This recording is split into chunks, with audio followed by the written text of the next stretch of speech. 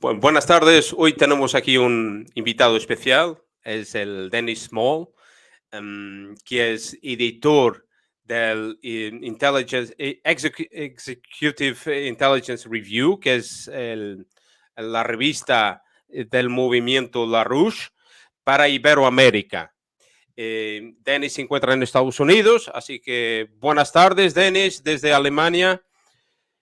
Muy buenas tardes y buenas noches allá en Alemania. Aquí todavía Aquí ya empieza ya a bajar el sol, aquí son las 8, pero ya se ve también el verano, aquí en el norte, más bien aún claro. Denis, yo quería hablar de varios temas contigo, porque tú dominas todo esto, una máquina. Denis es una máquina. Eres economista de formación, ¿cierto? Bueno, la palabra es deformación, porque estudié economía, pero ahí lo que enseñan es una farsa total. Aprendí lo que sé de economía con Lyndon LaRouche, que es un seguidor de la tradición de economía física que viene de Leibniz y Hamilton. Así es que a pesar de que el hecho de que estudié economía en la universidad, pude aprender algo de economía, pero no en la universidad, sino con Lyndon LaRouche. Y, por ejemplo, toda la escuela de Lyndon LaRouche es lo opuesta a lo que hemos vivido aquí en las últimas décadas, ¿cierto? A partir de los 70s, 80s, especialmente a partir de los 70s con toda la financiarización de los Reaganomics y de Margaret Thatcher aquí en Europa y luego todo el neoliberalismo. ¿Cómo, y te pregunto esto de Lyndon LaRouche, porque Lyndon LaRouche hoy tendría 100 años, si estuviera vivo, falleció hace 3 años. Es un contemporáneo de Kissinger, y Kissinger, que cumplió 99 hace una semana, dijo en algún momento que las ideas de LaRouche, porque ellos no se llevaban bien del punto de vista ideológico, era una oposición casi uno del otro, pero que sus ideas tendrían en algún momento histórico mucha aceptación de la gente, del pueblo, de las masas. ¿Nos puedes contar un poco de esto? Sí, lo que pasó es que Kissinger dijo, tal y como mencionaste, que el peligro de Lyndon LaRouche, lo peligroso de Lyndon LaRouche es que sus ideas en un momento de gran crisis de la sociedad se podrían volver hegemónicas, es decir, dominantes, a pesar del hecho de que en ese momento, fines de los 70s, no eran ideas muy conocidas, pero sí eran ideas, reconoció Kissinger, que podrían resolver la tremenda crisis sistémica que vivía todo el mundo del sector del transatlántico. Las propuestas de LaRouche desde ese momento y hasta que falleció y de su movimiento hoy día, es que el sistema financiero actual de Occidente está en bancarrota irremediable, que tiene una burbuja de especulación de cuadrillones de dólares, miles de billones en español. Es un 2 con 15 ceros, de una burbuja especulativa que no se puede pagar y que el sistema de la especulación es también el sistema del saqueo, que para tratar de mantener esa burbuja, Wall Street y la City de Londres impusieron condiciones de vida de la economía física de austeridad terrible que LaRouche pronosticó llevaría al mundo al fascismo para imponer eso y a la guerra, cosas que estamos viendo hoy día. En 1973, Lyndon LaRouche tuvo un famoso debate en la Universidad de Queens, en Nueva York. Tuve la oportunidad de estar ahí como un joven estudiante, donde LaRouche debatió con el principal economista keynesiano de esa era, de seguidor de Keynes, un tal Ava Lerner. Y lo que LaRouche estaba diciendo es que las políticas actuales en ese momento de la banca internacional iban a ser las mismas de Hjalmar Schacht, que fue el ministro de Finanzas de Hitler, e iban a llevar al fascismo. Y después de un debate muy largo, Lerner por fin explotó y dijo, si se hubieran seguido las políticas de Schacht, Hitler no hubiera sido necesario. Entonces, LaRouche dijo, queda demostrado lo que dije. Después de ese debate, todo el establishment financiero y político dijeron, no vamos a permitir que nadie tenga un debate con LaRouche en el futuro. Después de eso, silencio o calumnias totales, porque no podemos permitir que una persona como LaRouche tenga acceso con sus soluciones diferentes. Entonces hubo muchas ocasiones de disputas entre Kissinger y LaRouche. Kissinger ayudó a lanzar una operación del FBI y de la CIA y de otras organizaciones de inteligencia y de los británicos que terminaron poniendo a LaRouche en la cárcel por 5 años como preso político. Eso fue Henry Kissinger. Pero el debate fue de esa naturaleza. Obviamente LaRouche no cometió ningún crimen, fue un preso político. Pero lo que temían era que en un momento como el que hoy estamos viviendo, donde el sistema está en bancarrota total, donde el mundo va a todo vapor hacia una confrontación quizás de guerra nuclear entre Estados Unidos y Rusia y China, y donde el desplome de la economía significa, según Naciones Unidas, el hambre de 1.700 millones de personas y quizás 2.000 millones van a sufrir hambre, inanición, hambruna, muerte, una cuarta parte de la población humana. Ese desplome de la economía física que LaRouche pronosticó iba a ocurrir dentro de este sistema ha creado una situación donde el mundo se está preguntando cuál es la solución, qué otras ideas hay. Y es por eso, creo yo, que las ideas de Lindo LaRouche, a pesar de que él falleció hace 3 años, están más vivas esas ideas, más vigentes hoy que en ningún momento. Sí, son muy actuales. Y vosotros en vuestro movimiento del Schiller Institute y del movimiento LaRouche, tenéis ahora una conferencia uno de esos días, este mes, al final del mes, creo, El sobre lo 18, el 18 y el 19 de junio, es en 2 y semanas. vale, voy a poner aquí el link ahí abajo para los que queréis participar.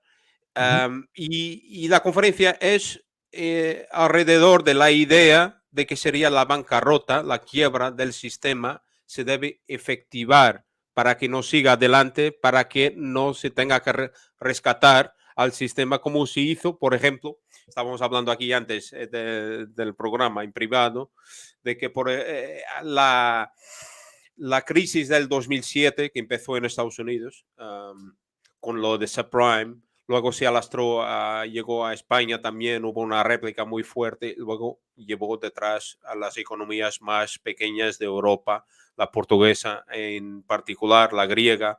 En Portugal hemos tenido la troika y la austeridad. Se hizo a la gente, al pueblo, al trabajador, pagar la especulación de otros responsables. Entonces, ¿qué es lo que vosotros ahora queréis? O sea, planteéis es la quiebra del sistema, ¿cierto? La bancarrota. Por bancarrota, el que tenga que caer, que se caiga, ¿cierto? Bueno, sí, pero déjame precisar un poco más en todo esto, porque este es el centro de la propuesta de Lina LaRouche.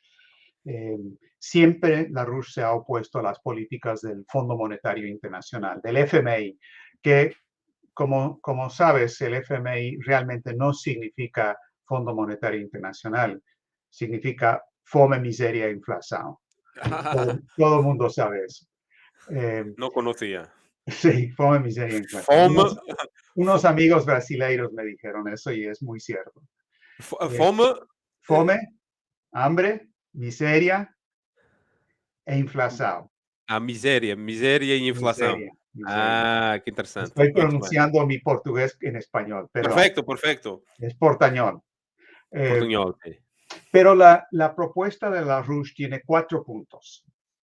Primero, como el sistema financiero está con una burbuja especulativa que no se puede pagar, se tiene que hacer un proceso no de empujar la bancarrota, ya hay bancarrota, es una reorganización por bancarrota. Ahora, eso quiere decir lo siguiente, en Estados Unidos hay una figura legal que se llama bancarrota por el capítulo 11. Eso quiere decir que cuando hay una compañía que todavía es productiva y puede funcionar y hace cosas útiles, pero tiene una gran deuda, se establece una bancarrota bajo el capítulo 11 de la ley. Y es una reorganización por bancarrota, donde se toma toda la deuda impagable y se pone a un lado y se mete a la congeladora. Y se reorganiza el aparato productivo de esa compañía para producir zapatos o pan o acero, cosas útiles. Es decir, lo que antes interfería en la función productiva, que era toda la deuda especulativa, simplemente se echa a un lado para poder activar la economía física. Lo que LaRouche propone para toda la economía, no solo de Estados Unidos, sino a nivel mundial, es una reorganización por bancarrota. Se toma la totalidad de la burbuja especulativa, 2 cuadrillones de dólares, un 2 con 15 ceros, y todos a la congeladora, porque no hay manera de pagar eso sin matar a la gente.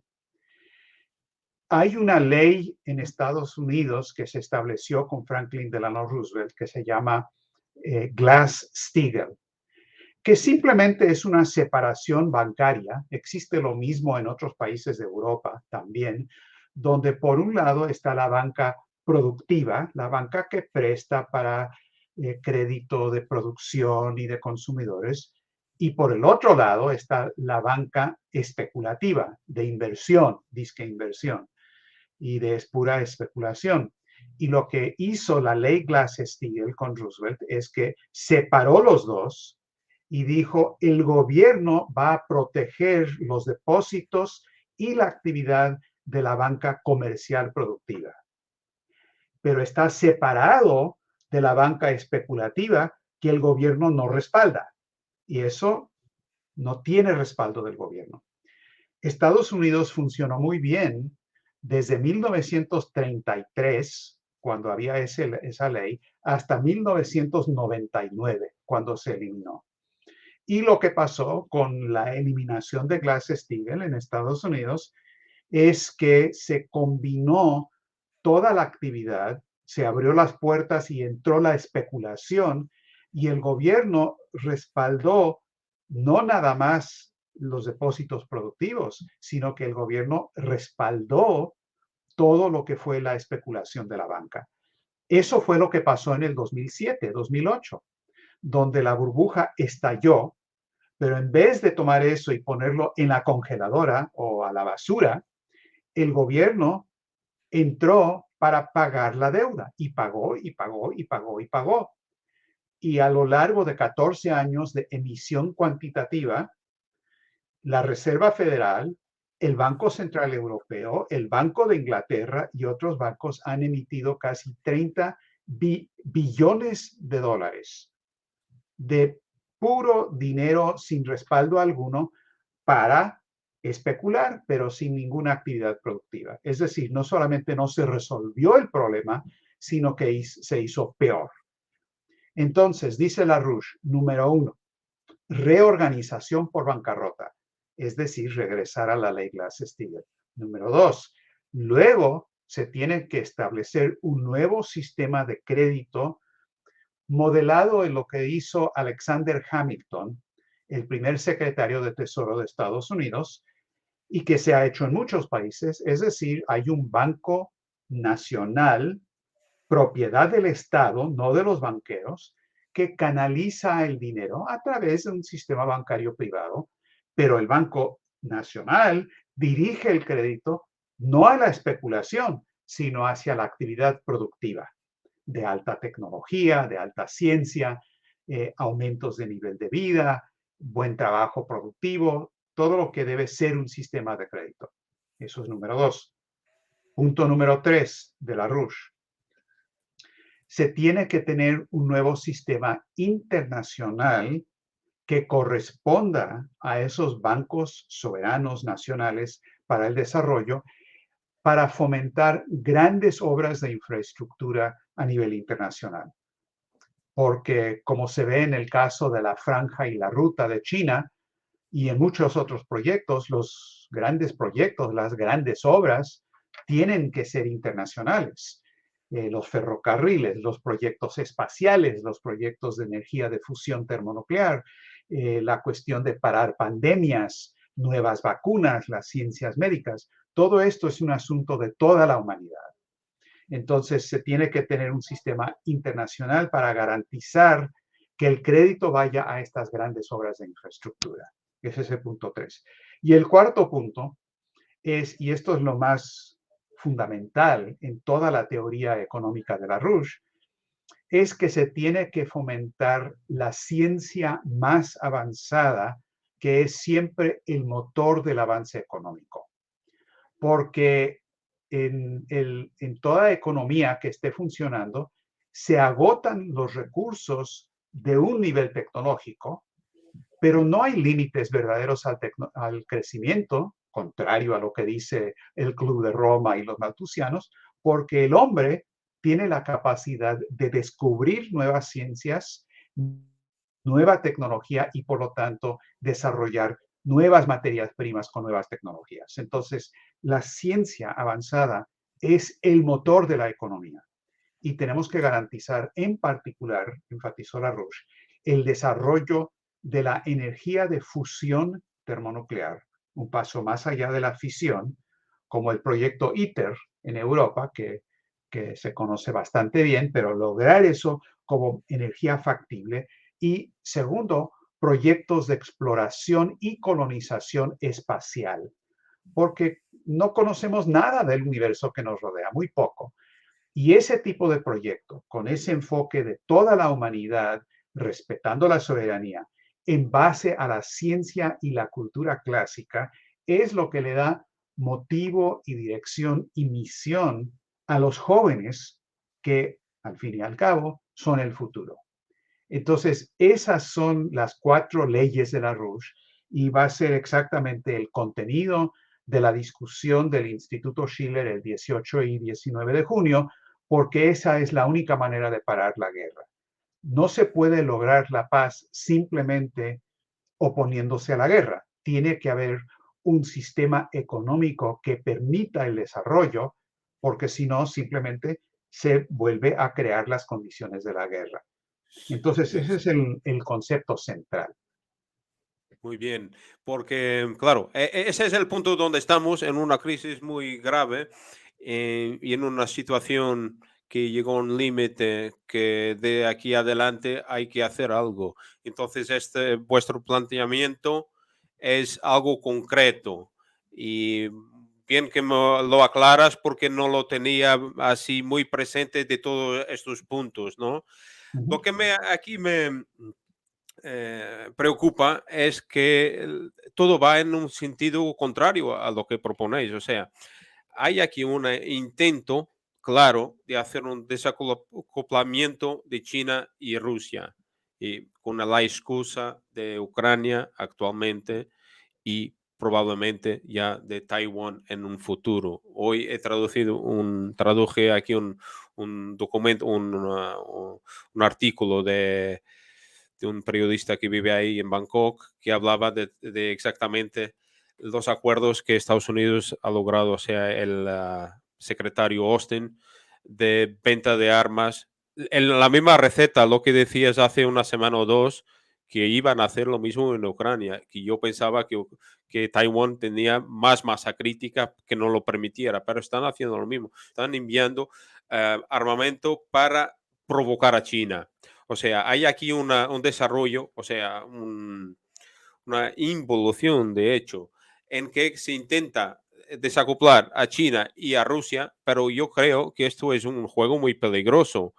Y Europa se permitió a sí misma jugársela en nombre no sé de quiénes, pero esta historia de desacoplar Europa de Rusia, nos va a jugar una muy mala pasada porque al final Estados Unidos y Europa son un 15% quizás de la población mundial, aunque tenga el apoyo de Japón, de Australia, de Canadá, de sus países aliados. Si la cosa le sale mal, ¿cómo, cómo de, cómo de aislados se pueden quedar los europeos y los norteamericanos en el supuesto de que las cosas no funcionen como estos economistas de formación económica uh, lleven adelante la suya? ¿Cómo ves si no se arreglan las cosas de una forma pacífica ahora en los próximos meses, porque estamos hablando de un tema de meses? ¿Qué es lo que este desacoplamiento de esa China, Rusia, porque siguen haciendo negocios con África, con Latinoamérica, y quería hablar de Latinoamérica muy concretamente un poco más adelante, pero Sí. ¿qué representa este desacoplamiento que proponen las élites transatlánticas? Bueno, el desacoplamiento entre Occidente y Oriente, Rusia y China por un lado y Estados Unidos, Europa por el otro lado, ya estamos viendo los efectos de esto. La intención supuestamente era destruir a Rusia con las sanciones. Eso no ha ocurrido.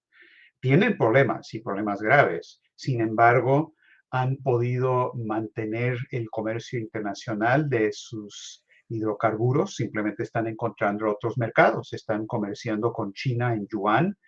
El intercambio del yuan y el rublo ha aumentado más de 1000% desde febrero. Rusia está en diálogos con China para también tener comercio sin el dólar, porque el dólar ahorita es tóxico. El dólar es simplemente algo que te van a robar, como hicieron en el caso de Rusia. India y Rusia están hablando de un comercio entre la rupia y el rublo, que es muy posible. Y de hecho hay un eje que se está formando entre los países Rusia, India y China en particular, los RIC, que fue el grupo anterior a los BRICS. Primero fue RIC y fue el primer ministro Primakov de Rusia quien presentó esa idea. Lyndon LaRouche también promotor grande de esa idea de integración.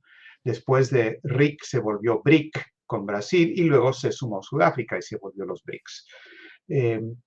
Pero si vemos las economías físicas de estas regiones, tengo aquí una gráfica que si lo puedo, vamos a ver si lo puedo poner en la pantalla para que lo vean ustedes sobre, a ver, este es un experimento en tecnologías de Adelante. Tampoco es tan compartir. nueva la tecnología esta. No, no, pero para nosotros, de nosotros sí. Ok, ahí está.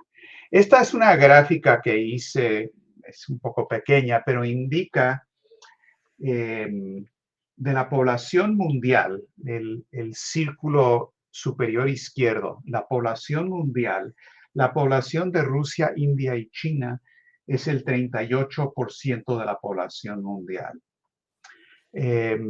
Si luego vemos del lado derecho superior, la producción mundial de trigo entre los tres países es el 42% de la población mundial. Vamos a ver si puedo aumentar el tamaño de la gráfica también. Creo que ahí queda todavía mejor. Luego, si vemos la producción mundial de gas natural, los países RIC tienen el 23%. Si vemos la producción mundial de acero, es el 66%, y así por el estilo. Si vemos los diferentes aspectos de la economía física, podemos ver que tienen muchos de los elementos claves necesarios. Perdón, estoy tratando de quitar, compartir pantalla. Ahí está. Ok. Entonces, si uno empieza de la economía física, uno ve que muchos de los elementos básicos existen en un porcentaje muy grande en este sector. Tienen materias primas, tienen comida, tienen alimentos, tienen energía, tienen carbón, tienen acero. Donde hay cierta dificultad son bienes de capital sofisticados que tienden a importar, también cuestiones de farmacéuticos, aunque sí tienen un sector químico relativamente avanzado. La India tiene gran capacidad en eso. Pero si uno estudia la economía física, no la parte monetaria, uno empieza a ver que sí hay un potencial realmente enorme. Ahora, lo que está pasando es que todo este sector del mundo está pensando, bueno, ¿cómo tenemos que cambiar nuestro sistema monetario para poder funcionar si el dólar es tóxico? Y están en esas discusiones. Lyndon LaRouche tuvo una propuesta muy detallada de cómo reorganizar el sistema y establecer un nuevo sistema de crédito. Esa discusión está avanzando. Pero a lo que voy, Ricardo, es que en la destrucción que ha ocurrido hasta ahora por las sanciones no ha sido principalmente hacia Rusia o China o India. Los que principalmente han sufrido han sido los mismos países de Europa que no tienen gas natural sin Rusia, no tienen petróleo, se van a morir de frío en Alemania el invierno que viene si no cambian esto. Esto tiene un impacto por la inflación en todos los países, incluso Estados Unidos.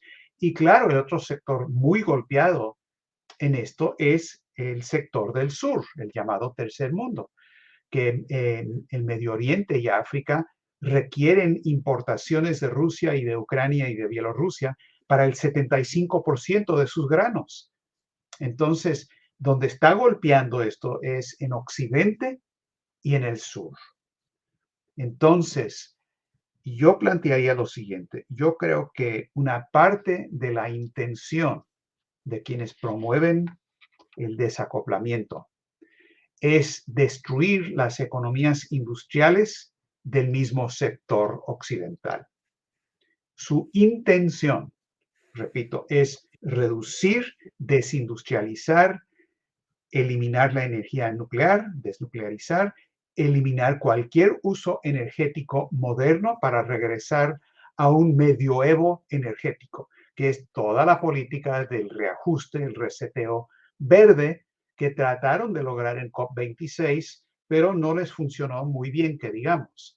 Ahora, con el tema de las sanciones y con el tema de Ucrania, están usando eso para los banqueros lo están usando para la destrucción de la misma capacidad industrial de Occidente.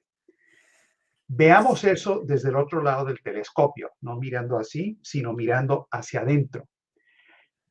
Esto quiere decir que los países, Rusia, India, China y el sector industrial de Europa y Estados Unidos y del sur tienen un interés común en contra de la banca especulativa internacional. Y yo soy norteamericano, yo vivo cerca de Washington. Estados Unidos, mi país, se tiene que unir a la franja y la ruta. No podemos desacoplarnos, tenemos que reacoplarnos, pero no a Wall Street, no a la City de Londres, reacoplarnos a un sistema mundial que puede ser win-win, ganar-ganar, para Rusia, para China y para Estados Unidos. Mi esperanza, y para mí la palabra esperanza y trabajar organizativamente es lo mismo. Esperanza no es decir ojalá y ocurra, es la orientación del trabajo político. Mi esperanza es que Estados Unidos va a pasar por un gran cambio por la explosión que está ocurriendo en la población y tenemos que asegurar que mi país se una a la franja y a la ruta y todo este proceso que está ocurriendo, entre otras cosas, porque esa es la base sobre la que los mismos Estados Unidos fue fundado con la Revolución Americana. Esta es la política de Hamilton. Los enemigos son Wall Street y la City de Londres. Los amigos son China, Rusia y los países del sur. Y yo creo que hay una buena posibilidad de que Estados Unidos regrese a la orientación que tuvimos con Washington, con Hamilton, con Lincoln, con Franklin Roosevelt y en parte con John Kennedy. Eso es lo que Además, significa el movimiento de la Roche. además, es un país demasiado importante, una economía demasiado crítica para que el mundo tuviera la habilidad de funcionar sin el aporte de Estados Unidos. Sí, eso es verdad. Eh, o sea, pero bueno que hablas de todos esos temas, porque tenía aquí un video que hace un año o hace un poco más de un año, lo he visto en YouTube y lo he subido a mi Facebook. Es una conferencia muy larga, pero voy a dejar aquí un excerpto para que es un viaje al pasado, hace 25 años. A ver si te acuerdas de esto. That Latin America or Ibero-America was going to be Africanized. I remember very well having a discussion. It was Perdona que no sé por qué no está todo desde el inicio. A ver si vamos a poner este. A ver, ahí. And of course, when we told the Eastern Europeans that they were going to be Latin Americanized the same way that Latin America or Ibero-America was going to be Africanized, I remember very well having a discussion. It was right here in this hotel in this lobby. Some of you here may have participated in this or heard some of the yelling and screaming. It was with a couple of Ukrainian parliamentarians who were absolutely horrified that I would dare say to them that Ukraine would end up moving down the same path as Mexico or Brazil or Zaire. And they said, we're not a banana republic. And they weren't then.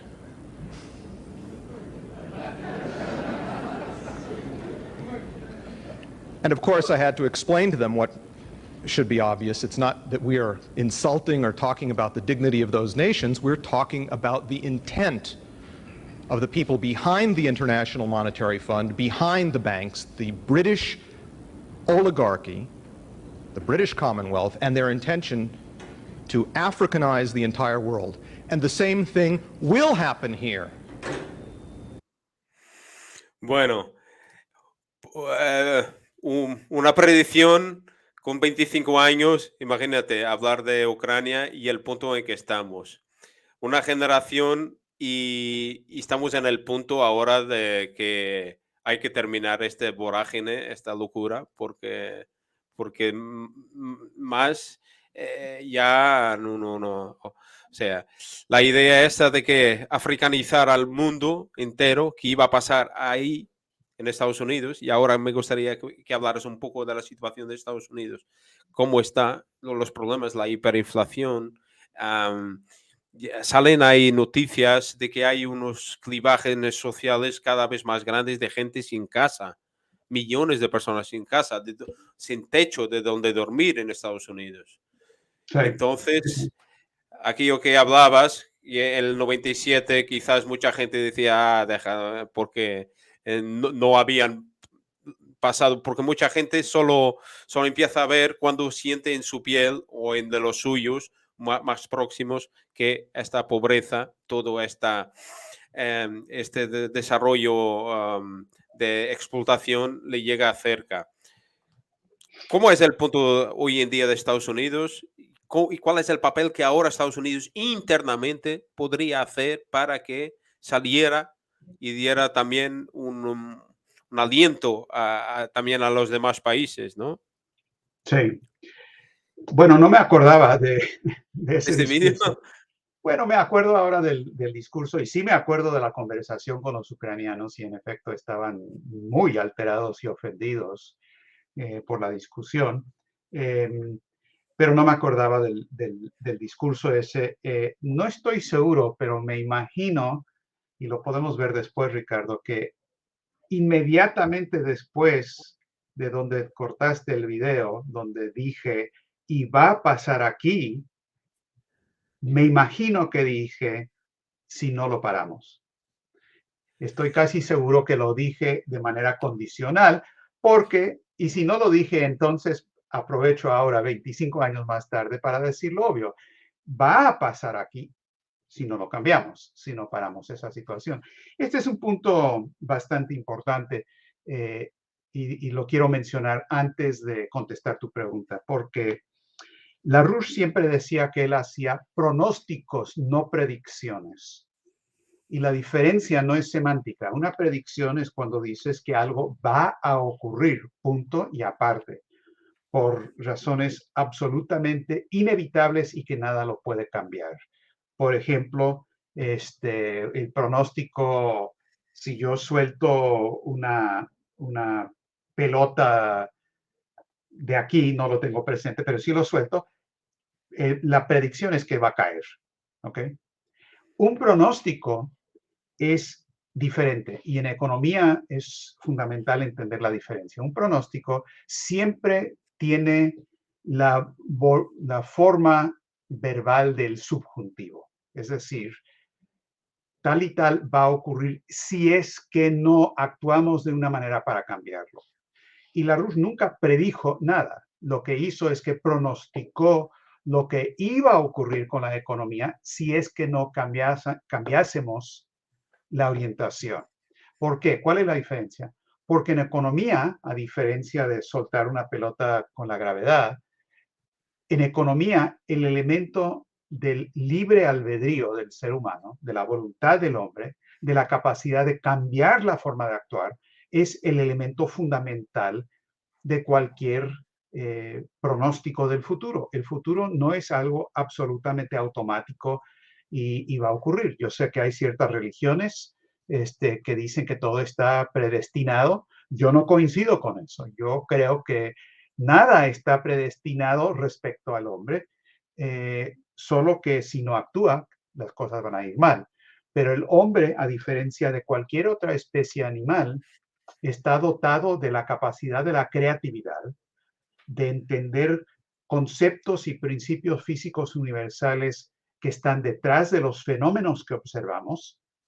Como lo decía Platón, no son las sombras que vemos en la cueva, es lo que está detrás que está moviendo eso. El hombre es capaz de entender esos principios físicos universales porque tiene creatividad.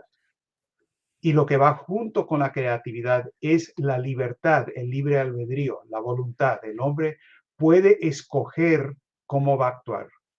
Si no pudiera escoger, no habría moralidad. Es como el preso que va ante el juez y había matado a su mamá, le metió un cuchillo a su mamá y le dice al juez, señor juez, no me puede echar la culpa, yo no tengo la culpa, eso estaba predestinado, esto simplemente, yo no tengo libre albedrío. Entonces la conexión entre moralidad y responsabilidad del ser humano y libre albedrío y creatividad es fundamental. Y este es el secreto de la economía, porque en economía tenemos que decir lo que va a pasar si no actuamos de tal y tal manera, o lo que sí va a pasar, por ejemplo, si logramos un tremendo avance en la ciencia y la tecnología. Y esta es la clave de la economía. Ahora, ¿qué tiene que ver con Estados Unidos? Muchísimo, porque LaRouche dijo en 1971 que si Estados Unidos seguía por la trayectoria que se había adoptado en ese momento de austeridad en la economía física para mantener la burbuja especulativa, que si eso no cambiaba, necesariamente íbamos a ir hacia la guerra y una destrucción de la economía física y el fascismo. Y la reacción de la gente, cuando decíamos eso por los últimos 40, 50 años, es exactamente lo que dijiste. Sí, los larruchistas son muy apocalípticos. Son inteligentes, pero muy apocalípticos. No va a llegar a eso. No va a llegar a eso, no va a llegar a eso, no va a llegar a eso y llega a eso. Y Henry Kissinger es criminal, es genocida, es culpable de genocidio, pero no es estúpido. Y él sabía exactamente desde la perspectiva de la oligarquía financiera el peligro de una persona como LaRouche por el impacto que las ideas tienen. Las ideas no tienen el mismo impacto en condiciones de calma que tienen en condiciones de crisis. Esto lo reconoció el poeta Percy Bysshe Shelley, por ejemplo, cuando hablaba de ciertas condiciones de fermento donde el hombre es capaz de entender los conceptos más profundos sobre Dios, sobre la naturaleza y el hombre, que son conceptos que anteriormente, cuando no había crisis, pues no le importaba tanto, no le prestaba atención. Y son unos pocos individuos nada más en momentos de calma que tienen la capacidad de mirar hacia el futuro y decir, sí, yo voy a actuar, aunque no sea popular, voy a actuar en base a esas ideas. Ahora lo que está pasando es que todo se ha venido abajo y lo que temía Kissinger, la peor pesadilla de Kissinger, se está volviendo realidad, porque todo lo que dijo LaRouche se ha cumplido en sus pronósticos y las soluciones que planteó LaRouche se han vuelto absolutamente vigentes y se están siguiendo en lo que está haciendo China, Rusia y los países de los BRICS y la Organización de Cooperación de Shanghai y demás. En Estados Unidos estamos en un proceso de gran turbulencia. En un momento de turbulencia hay que reconocer, no hay que tomar una foto estática del momento y pensar que eso va a seguir. Va a cambiar, porque hay una turbulencia debajo de la superficie que a veces brota y sale a la superficie. Tiene expresiones a veces buenas y a veces muy malas. En Estados Unidos tenemos un nivel de inflación.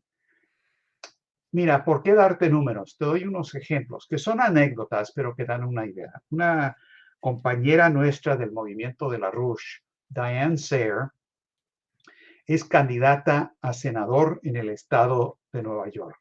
Ella es independiente, no está en la boleta con los republicanos ni los demócratas y por lo tanto tuvo que cumplir los requisitos increíblemente difíciles de conseguir 45,000 firmas válidas en 5 o 6 semanas para que la pusieran en la boleta. Lo hizo. En el proceso tuvo contacto con mucha gente, todo el equipo de trabajadores de ella, que le invirtieron 7,000 horas hombre de trabajo por semana para lograr eso, pero contacto con la gente. Una señora que entró al supermercado para comprar, que iba a comprar la comida de la semana, salió porque estaban recolectando las firmas afuera y habló con Diane, histérica, casi en lágrimas, diciendo, no puedo comprar lo que necesito para comer para toda la semana, no me doy abasto con el dinero, o si no, no voy a tener dinero para la medicina. Hay 1000 ejemplos como ese, pero es una idea de lo que está pasando. Esto es muy común y nada extraordinario en países del tercer mundo o muchos de los países del sur de Europa también, los famosos PIGS, ¿verdad? Portugal, Italia, Grecia y España, víctimas principales de la troika, como mencionabas. Pero esto da una indicación de lo que pasa en Estados Unidos. Tenemos millones de personas que no tienen techo, no tienen dónde vivir. 1/3 de la población de Estados Unidos vive en pobreza, camino hacia pobreza extrema. Sufrimos una pandemia de drogas que es producto de la misma desintegración del propósito de nación y la idea para los jóvenes de que hay algo que deben hacer con su vida. Un joven sale de la escuela, de la preparatoria o va a la escuela, no tiene futuro, no tiene empleo, no tiene nada que hacer, no tienen forma de ganarse la vida, no hay propósito moral de su vida que él pueda decir, sí, voy a ser médico, voy a ser astronauta, voy a ser ingeniero, voy a hacer algo con mi vida para ayudar a la humanidad. Eso ya no es posible. Y por lo tanto tenemos una pandemia de drogadicción que es escalofriante. Hemos tenido 100,000 muertes por sobredosis de drogas en Estados Unidos este año, que es increíble, la gran mayoría con fentanilo. ¿Y qué pasa? El año pasado salieron los números hace un par de semanas. Fue el récord. Nunca había muerto tanta gente de sobredosis en la historia de Estados Unidos. Pero tú ayer hablabas de algo. Pero el problema con esto, Ricardo, Sigue. para completar la idea, Sí. que los banqueros ahora están empujando la legalización de las drogas, diciendo que esa es la solución. La legalización es la intención de ampliar el mercado de las drogas. Claro. La propuesta es de George Soros, es de los banqueros. Ellos son los dueños del narcotráfico, son los que se benefician de un tráfico que vale 1.500 billones de dólares al año. Entonces, ellos son los que se benefician. Y ahora tienen legalización de la marihuana en todo Estados Unidos, Y el principal promotor de esa campaña en el Senado de Estados Unidos es Chuck Schumer, el oponente de mi amiga Diane Sare. Y Chuck Schumer no es el senador por el estado de Nueva York. Chuck Schumer es el senador por Wall Street, que resulta que está en Nueva York. Entonces, esa es la naturaleza del problema. La gente está llegando a un nivel de fastidio y explosión que están buscando soluciones. Y si uno está en la calle organizando, como lo hacemos nosotros, si tiene campañas electorales, si está constantemente por años y décadas organizando a la gente, en momentos de crisis, la gente dice, espérate, aquí se requiere algo revolucionario. ¿Dónde están esos larruchistas que yo mismo antes decía, nah, ahora sí los necesitamos? Y por lo tanto, es el momento de la gran pesadilla de Henry Kissinger, el gran momento para la visión de Lyndon LaRouche. Y entonces aquí Estados Unidos y Iberoamérica formáis parte de de un mismo continente, son dos subcontinentes, pero ahí hay una relación. mm, ¿Qué futuro? Por ejemplo, ahora tenemos la Cumbre de las Américas en unos días, ¿no? Y ahí hay un claro, ah, hay algo ahí, porque hay mucha controversia y hay enfrentamiento. Y esto por el vecino del norte querer dominar la famosa doctrina Monroe. Ah, ¿Tú crees que es llegado el momento de Iberoamérica se independizar de tomar cuenta de su destino, de sus destinos, porque estamos hablando de varios países, diferentes naciones y dos culturas que son próximas, pero que son distintas? Estamos hablando de Brasil, que es el país más grande, que es de lengua portuguesa, y todos los demás de lengua española, y luego los países del Caribe que tienen otras realidades. Pero lo que es Iberoamérica y la relación con Estados Unidos, ¿cómo ves esto? También teniendo en cuenta la influencia grande que tienen las comunidades hispanohablantes, los cerca de 50 millones creo que hablan español como primera lengua en Estados Unidos, y Yo creo la que, relación. Sí, adelante. sí, no, Desarrolla un poco de todos estos temas, por mira, yo favor. creo que este no es el momento para que Iberoamérica se independice de Estados Unidos. Es el momento para que Iberoamérica se independice de Wall Street. Y también es el momento para que Estados Unidos se independice de Wall Street. Quiero aclarar algo. La doctrina Monroe no es lo mismo que la política actual de Wall Street. Hay una confusión histórica muy común entre la doctrina Monroe original de John Quincy Adams, que es quien la redactó bajo la presidencia de Monroe a principios del siglo XIX, por un lado, y el corolario Roosevelt a la doctrina Monroe impuesto por Teddy Roosevelt a principios del siglo. La doctrina Monroe, originada por John Quincy Adams. Quincy Adams tenía un respeto absoluto por la soberanía de los países vecinos del sur. Quería ayudar al desarrollo de los países. Fue un gran enemigo de la esclavitud dentro de Estados Unidos. Y la doctrina Monroe se estableció con la idea de que los países colonialistas de Europa no se metieran en los asuntos internos de los iberoamericanos.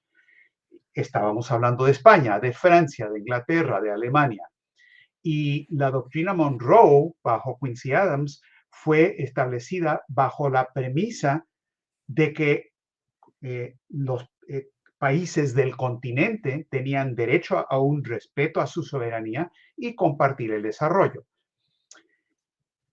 Es que en Estados Unidos no hay una facción, ha habido dos facciones. La facción que respeta la soberanía y que quiere el desarrollo, que fue la de los padres fundadores de Washington, de Hamilton, de John Quincy Adams, muy especialmente, de Lincoln y otros, pero por el otro lado, la facción pro-británica, como representaba Teddy Roosevelt. Y Teddy Roosevelt llegó a principios del siglo XX con el corolario Roosevelt a la doctrina Monroe, que dijo, vamos a usar el gran garrote para cobrar la deuda. Eso es lo que hizo en contra de Venezuela en particular, cuando llegaron las cañoneras alemanas y británicas para cobrar la deuda, y Venezuela recibió apoyo de Argentina, de la doctrina Drago y demás. Ahora, todo esto lo vimos muy claramente durante la Guerra de las Malvinas, porque Lyndon LaRouche fue el único estadista norteamericano que respaldó a Argentina en contra del Reino Unido en ese momento. ¿Y qué dijo LaRouche? Dijo, las Malvinas son de Argentina bajo el concepto de la doctrina Monroe. Y en los momentos en que prevaleció la doctrina Monroe y se estableció, las Malvinas eran de Argentina y son de Argentina. Y LaRouche se opuso a la invasión británica del Sudatlántico. Es más, LaRouche tuvo una influencia grande en el gobierno de Reagan y trató de lograr que Reagan siguiera sus consejos. Desafortunadamente no lo logró. Siguió otros consejos en esa situación, de Weinberger, de Haig y de otros. ¿Qué significa esto para el momento actual? Bueno, la Cumbre de las Américas es una farsa total, como lo fue la visita de Biden a Japón para promover la nueva Alianza del Pacífico. Estados Unidos, dirigida por Wall Street como está ahora, como se dio en la reunión de Biden con Powell de la Reserva Federal, donde Biden le dijo, Powell, aquí tiene las riendas del poder, usted arregla todo. Le entregó el poder a Powell, eso es lo que, o más bien confirmó que Wall Street domina todo.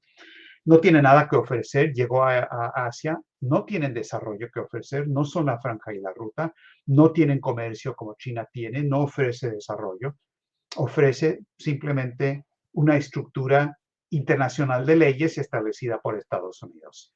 Entonces, es absurdo. Toda Asia se está riendo de lo que ocurrió ahí con Biden. La Cumbre de las Américas es parecida, aunque los iberoamericanos no han tenido todavía la fuerza para realmente decir lo que está pasando. Se están oponiendo muchos a que no se invitó a todos los países, como debe ser, a Venezuela, Nicaragua, Cuba y demás. Pero Biden no tiene nada que llevar, por lo tanto no hay ni una lista de invitados.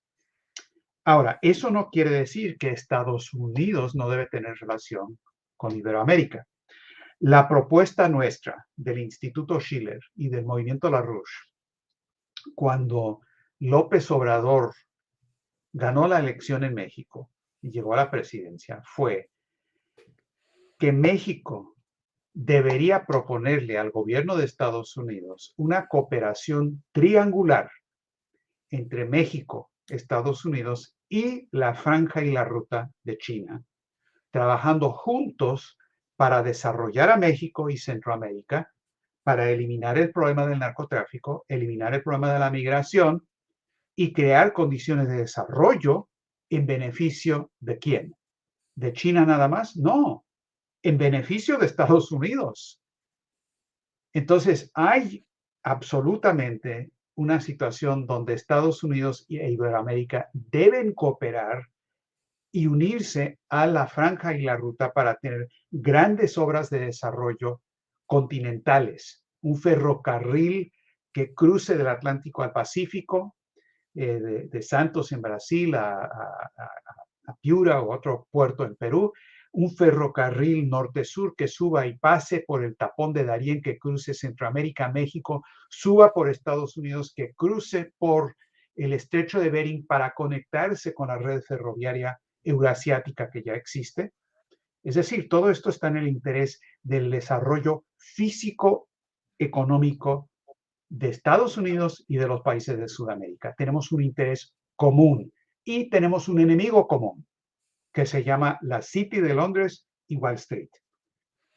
Y yo creo que si tanto en Estados Unidos como en los países iberoamericanos y también en Europa podemos regresar a nuestros mejores momentos históricos, donde nuestros grandes líderes entendieron esa cuestión de la soberanía y el desarrollo industrial, tenemos el poder necesario para derrotar de una vez por todas este sistema que al fin y al cabo está en bancarrota y quiebra final.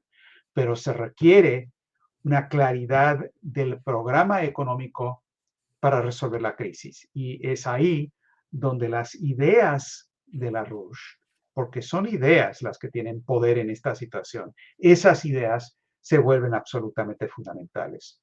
Y creo que esa es la intención para repetir e invitar a la gente a que participe en la conferencia del 18 y 19 de junio. Va a haber traducción, interpretación simultánea, por lo menos en español, francés y alemán, y posiblemente italiano. Desafortunadamente todavía no a portugués, pero únanse a este proyecto y podemos asegurar que eso ocurra también. Estaría bastante bien. Bueno, quedaron aquí muchísimas cosas que hablar, pero cuento contigo en alguna otra ocasión. Estás desde luego invitado.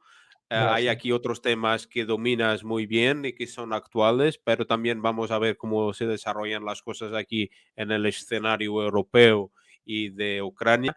Y según cómo vaya la cosa, este mes de junio será muy crítico.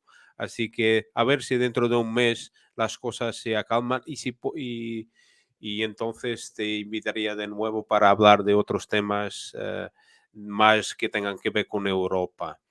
Claro que sí, Pues no sé si... encantado y siempre quedan temas en el tintero que discutir y estamos a la orden, con todo gusto.